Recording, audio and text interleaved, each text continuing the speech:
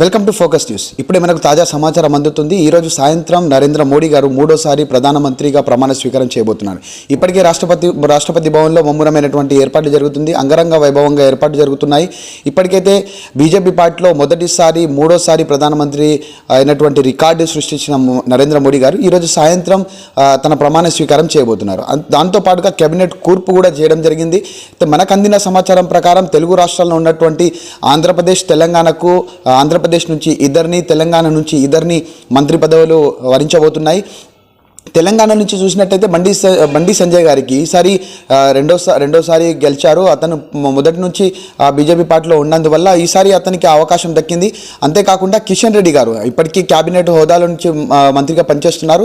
మళ్ళొకసారి అవకాశం ఇవ్వడం జరిగింది. ఇప్పటికే మనకు అందిన సమాచారం ప్రకారంగా బండి సంజయ్ గారు మరియు కిషన్ రెడ్డి గారు ఒకటే వాహనంలో ప్రధానమంత్రి నరేంద్ర మోడీ నివాసంలో చేరుకున్నారు. బయలుదేరినట్టు మనకు సమాచారం అందుతుంది.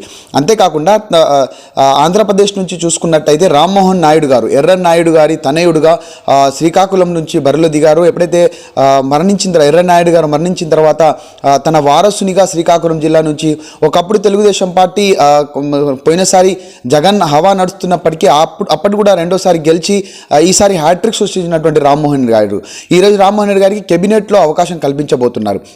రామ్మోహన్ నాయుడు గారు తెలుగు కానీ, హిందీ కానీ, ఇంగ్లీష్ కానీ ఈ మూడు భాషల్లో అనర్గంగా మాట్లాడే నైపుణ్యం ఉంది కాబట్టి రామ్మోహన్ నాయుడు గారికి అవకాశం ఇవ్వడం జరిగింది కేబినెట్లో.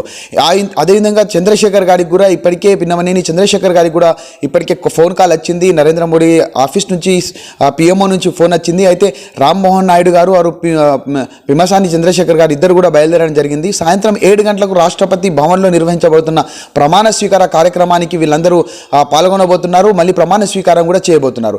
అయితే ఇప్పటికైతే మనకు అందించినట్టు సమాచారం ఇంకోటి ఏంటంటే అమిత్ షా ఏదైతే కేంద్ర హోంశాఖ మంత్రిగా ఉన్నారో ఇప్పటివరకైతే ఎలాంటి సమాచారం అందలేదు.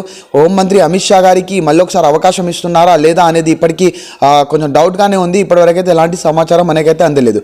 ఇప్పటికున్న సమాచారం ఇదైతే. ఫోకస్ న్యూస్ చూస్తున్నానండి. Thank you.